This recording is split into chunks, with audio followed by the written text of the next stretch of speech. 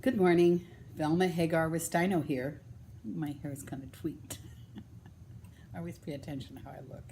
Even though I'm going to be 75 in October, I still want to look good. All the days of my life. And I don't look very good right now.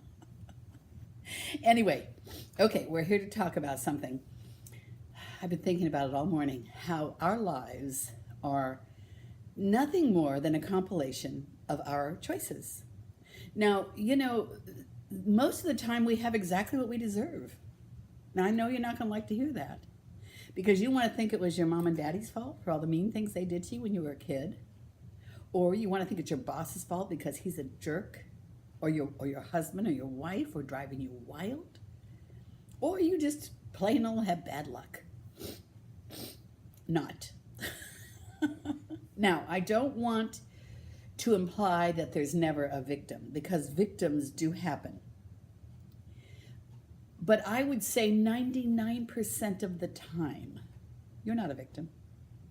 You're a victim of your own choices. Well, you are a victim. I guess, in that sense, you are a victim of your own choices. The scripture that I use to back this up is the same one I use all the time. I just love it. God says, I lay before you life and death, blessing and cursing. Choose life. It isn't to say that we're not going to have problems. We're going to have problems. You're going to have problems. Always have problems. That's part of life. But how you deal with those problems will be how your life turns out. First of all, try to fix them. Ask God for help and then try to fix your problems. You got something wrong? You got an emotional disorder? Take care of it. Do what you need to do. I don't like, in a way I like the word suck it up, in a way I don't, because I think that sometimes sucking it up, you can actually cause yourself to internalize and it will come out in a physical manifestation. So in one sense, you do suck it up, but in the other sense, you get it out. So once you've got it out there, then you just say, okay, you know what? This is the way my life has been. Things weren't perfect. Yes, my dad was an alcoholic. He traumatized me. And yes, I had post-traumatic stress syndrome when I came out of my childhood home.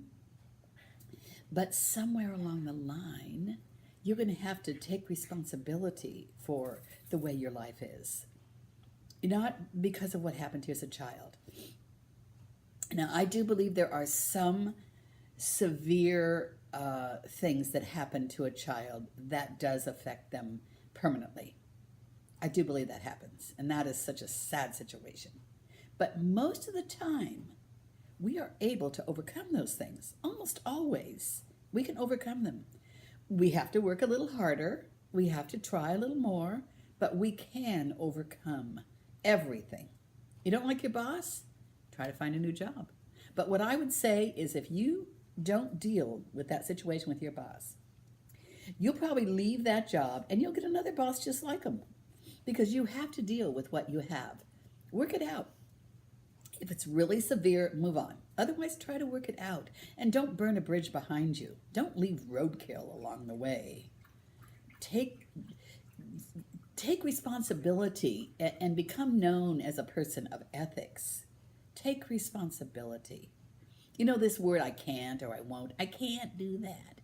I always say, is it won't or is it can't?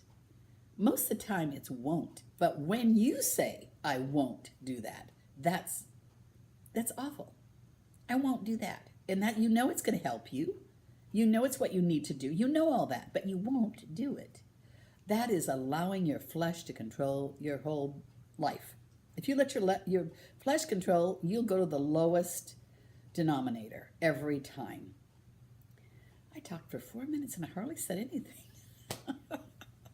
Okay, you guys, I got to wrap this show up.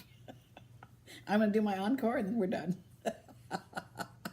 Okay, you guys, until tomorrow, buy my book, Hidden Treasures in Secret Places on Amazon. I'm trying to be a bestseller, and I think I'm going to be with your help. Okay, until tomorrow, this is Velma Hagar Ristino bidding you a blessed day.